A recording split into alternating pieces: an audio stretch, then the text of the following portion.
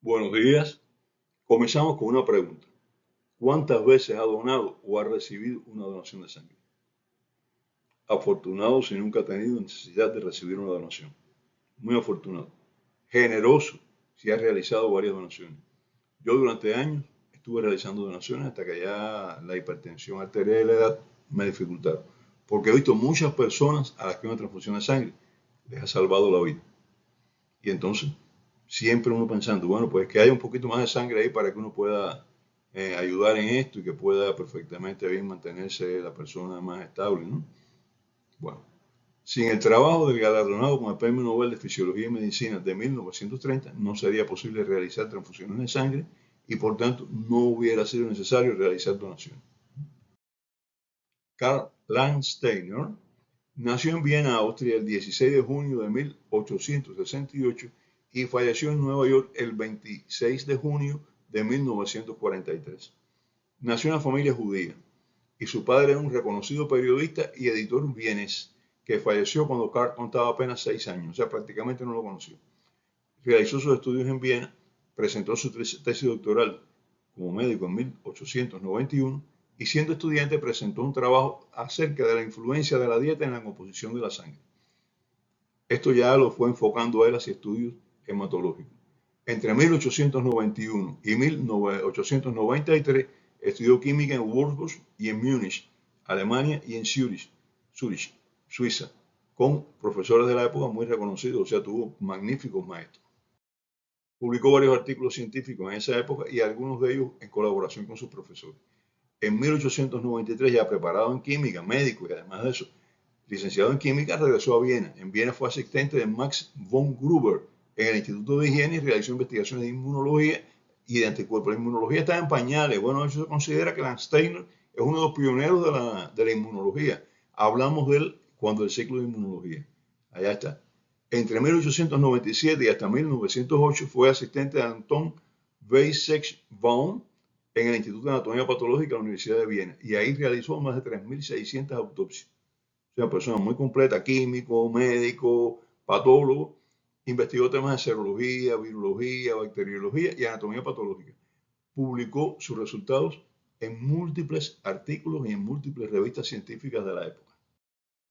Y entre 1908 y 1920 trabajó en el hospital Wilhelmshospital, donde fue profesor de anatomía patológica y con Edwin Popper descubrió la causa infecciosa de la poliomielitis y aisló el virus que la causa, el poliovirus.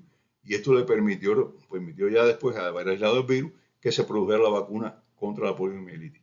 Fíjense qué vida más consagrada a las investigaciones, a la ciencia, al descubrimiento, cuántos éxitos hasta aquí. Pero vamos ahora a ver el gran éxito de Landsteiner, ¿no? En 1901 ya él había realizado investigaciones mezclando glóbulos rojos lavados, los lavaba con suero fisiológico de diferentes personas y entonces vio que había un fenómeno. En algunos casos estos glóbulos rojos se aglutinaban, formaban grumos y en otros no. Entonces dijo, ¿por qué? Cuando mezclo glóbulos rojos de dos o más personas, unos se aglutinan y otros no. ¿Qué fenómeno hay aquí? Y haciendo estos experimentos de aglutinación descubrió que existían tres grupos sanguíneos, el A, el B y el cero, que también las personas le dicen O, pero realmente es cero, porque no es ni A ni B. 2 años más tarde, dos de sus discípulos descubrieron que existía un cuarto grupo y ellos le llamaron AB. Y vamos a ver por qué. En 1927 fue contratado por el Instituto Rockefeller de Nueva York para realizar investigaciones médicas como médico investigador, era el contrato que tenía él. Y en 1927 descubrió 3 antígenos de la sangre de conejo. Sí, pero en los humanos estos antígenos no existían. Entonces ya él dijo, no hay solamente los antígenos que descubrí en humanos, hay otros antígenos que pueden ser no humanos. En 1940, junto a Alexander Weiner, descubrió el factor RH en conejos inmunizados con sangre de monos macacos rhesus, por eso se llama RH, por el mono macaco rhesus. Y descubrió también que hay niños, hay personas que tienen factor RH, factor rhesus también. Y que un niño con factor RH, que está entre el vientre de la madre, todavía no ha nacido, un nonato, puede inmunizar a la madre durante el embarazo si este es negativo. O sea, los anticuerpos, los antígenos del niño pueden pasar a la madre y la madre produce anticuerpos contra el factor RH. Es lo que se conoce como los conflictos de factor en el embarazo.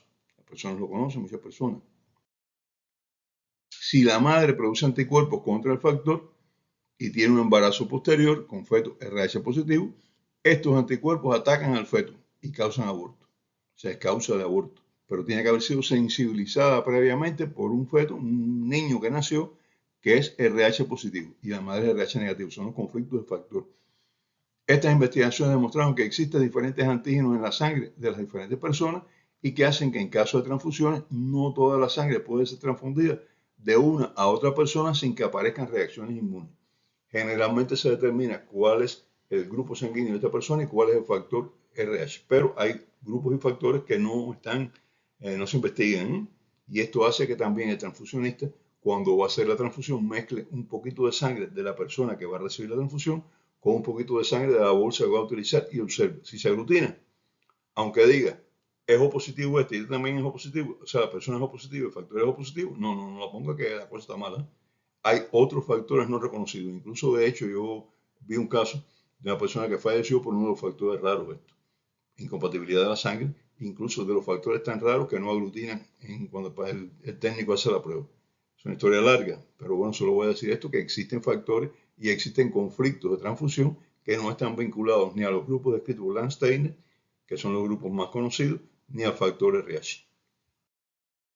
Las investigaciones de Landsteiner permitieron realizar transfusiones con un mínimo de riesgo de reacciones cruzadas de rechazo, porque los demás grupos y factores, los demás factores son poco frecuentes. Pero no solo eso, abrieron el campo a las investigaciones de inmunogenética y al conocimiento de que no todos tenemos igual composición genética y que una persona puede reaccionar creando anticuerpos contra tejidos de otras personas si no son compatibles con su organismo. Se le considera a Landsteiner, lo repito, como uno de los grandes pioneros en la inmunología. Cuando Landsteiner hizo sus primeros descubrimientos, prácticamente no se conocía nada de inmunología, y mucho menos estos dos aspectos que quiero resaltar. Uno, no todos tenemos la misma composición inmunológica, genética. No todos. Es más, puedo decirlo, dije ya cuando el ciclo de inmunología, que cada persona tiene una identidad única, tiene factores que son propios de él. O sea, uno puede identificar a una persona por una muestra de tejido de sangre de esa persona o de saliva incluso, puede identificarlo con una posibilidad de certeza de más de un 99,9999%. Una persona cada persona es única y desde luego irrepetible. Y estoy hablando biológicamente, pero cuando añadimos los factores sociales, culturales, educacionales, etc., bueno, pues la hace más diferente a cada persona de las demás. La transfusión de sangre es el primer trasplante de tejido realizado con éxito y Landsteiner abrió el camino para conocer las reacciones de rechazo a tejidos y órganos. Se iniciaron las investigaciones después de Landsteiner para comprender cómo el organismo identifica lo propio del ajeno. Investigaciones que terminaron años después, no han terminado todavía, pero que avanzaron tanto años después para el reconocimiento del sistema de histocompatibilidad celular y todo lo demás que ya hablamos en el ciclo de inmunología. Otro resultado de estas investigaciones es desde el punto de vista legal. Los grupos sanguíneos se utilizaron durante muchos años para aclarar conflictos de paternidad y para valorar la compatibilidad de restos de sangre en escenas de crimen en relación con sospechosos. Esto no era efectivo al 100%, ¿no? Pero si tengo sangre aquí que es O negativa y el sospechoso es O negativo y en escena de crimen hay sangre O negativa, es un factor más para involucrar a la persona. Si el sospechoso es O positivo y encuentro los restos de sangre de un agresor son O negativo, esa persona no es. O sea, quedó excluida. Lo malo de esto son que hay grupos que son muy, muy comunes, ¿no? Sobre todo el grupo 0, dije O, porque todos lo decimos O también, pero el grupo 0 positivo es muy común, es el más común de todos. Y entonces esto hace difícil poder vincular a una persona, pero bueno, sí podemos excluirla con los demás grupos. Pero ¿qué ocurrió después? Llegó ya el ADN, y el ADN actualmente es la prueba para demostrar todo esto. Ya los grupos sanguíneos quedaron atrás, pero en su época fueron un gran avance en la patología forense. Las investigaciones de Landsteiner, con todo lo que he explicado, tienen una vigencia extraordinaria. Además fue lo que yo llamo un abre puertas, o sea, abrió puertas de investigación que hasta ese momento estaban cerradas. Sus investigaciones las abrieron. Y vamos a explicar, para conocimiento general, cómo reacciona el suero de una persona con los glóbulos rojos de otra. Ante todo, vamos a refrescar algunos conceptos que ya dimos en el ciclo de inmunidad, pero bueno, se olviden. Antigeno, ¿qué es antigeno? Anti contra geno, crear.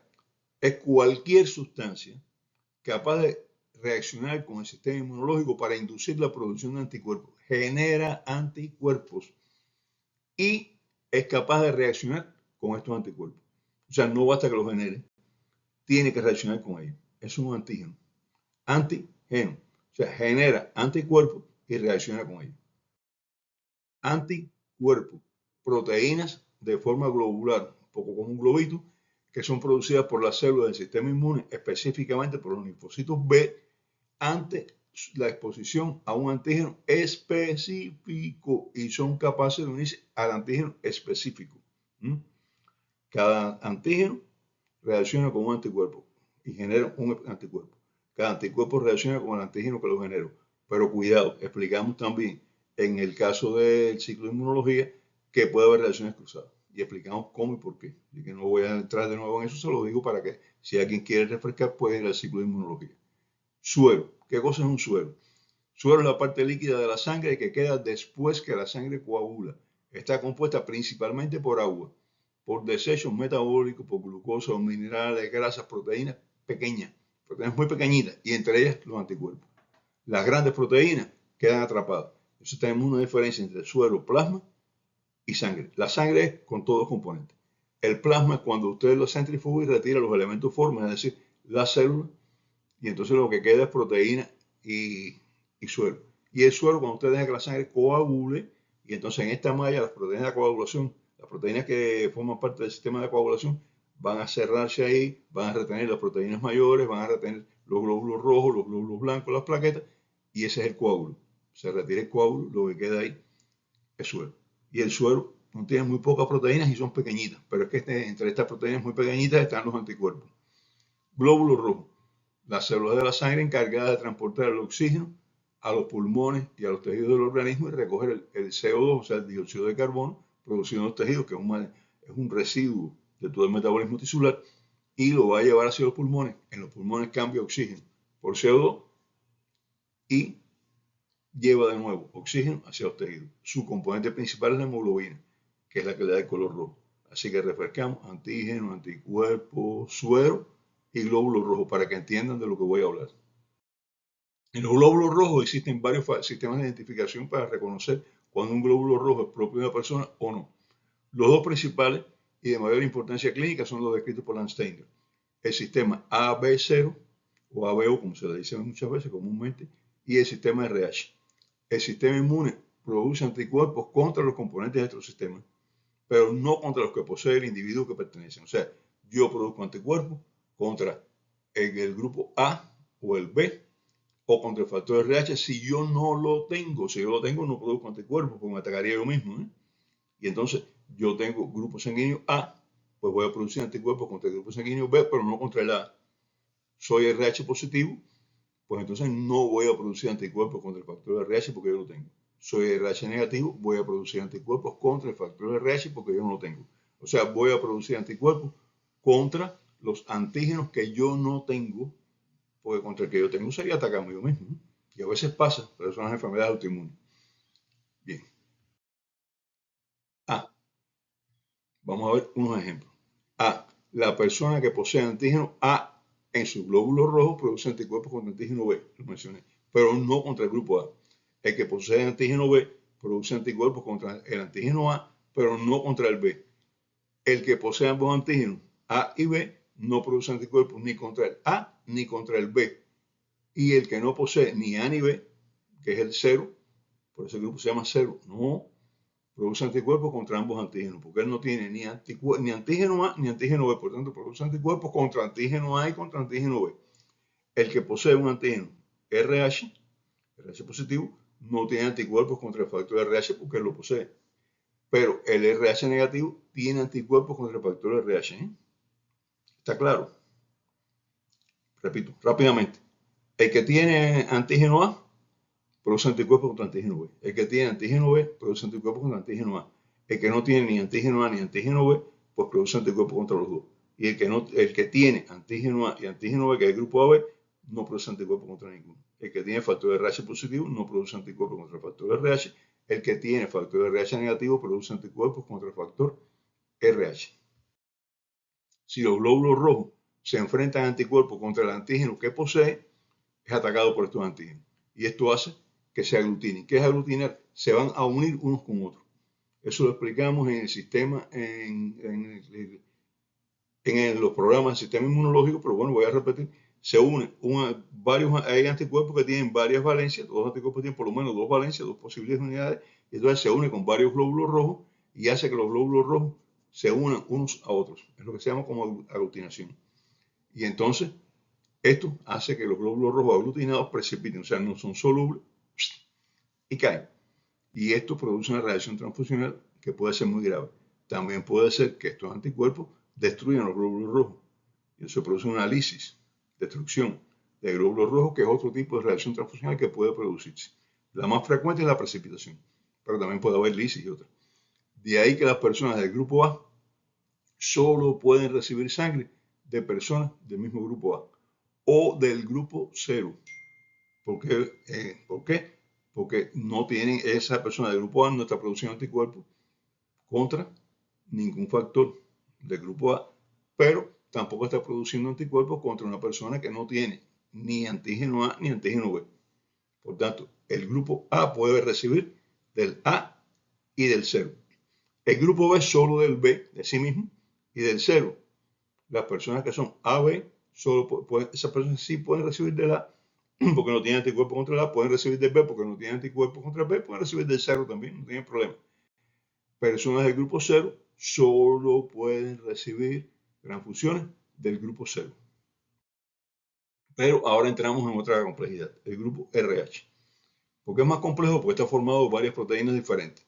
La principal es la D mayúscula, D minúscula, pero algunas personas tienen la D mayúscula y otras la D minúscula, porque es una mutación de la anterior, y esto complica un poco más las cosas. Para que una persona RH negativo, desarrolle anticuerpos contra la proteína D mayúscula, necesita haber tenido una exposición previa a la misma, por ejemplo, en embarazo. Si no ha estado expuesto anteriormente a la proteína D mayúscula, no tiene anticuerpos contra ella. No es tan fácil como el sistema AB0, ¿no? Personas RH negativo solo pueden recibir transfusiones de personas RH negativo. Y personas RH positivo pueden recibir lo mismo de la persona que es RH negativo como de la persona que es RH positivo. Esto hace que exista un grupo que se llama donante universal que le puede dar sangre a todo el mundo, que es el cero negativo, porque tiene anticuerpos, pero él no tiene antígeno ni contra A, ni contra B, ni contra RH. Cero negativo es el donante universal, le puede dar sangre a cualquiera. Y hay un grupo que es el receptor universal, que es el AB positivo, que no produce anticuerpos ni contra A, ni contra B, ni contra el factor RH, y por tanto puede recibir sangre de cualquier grupo.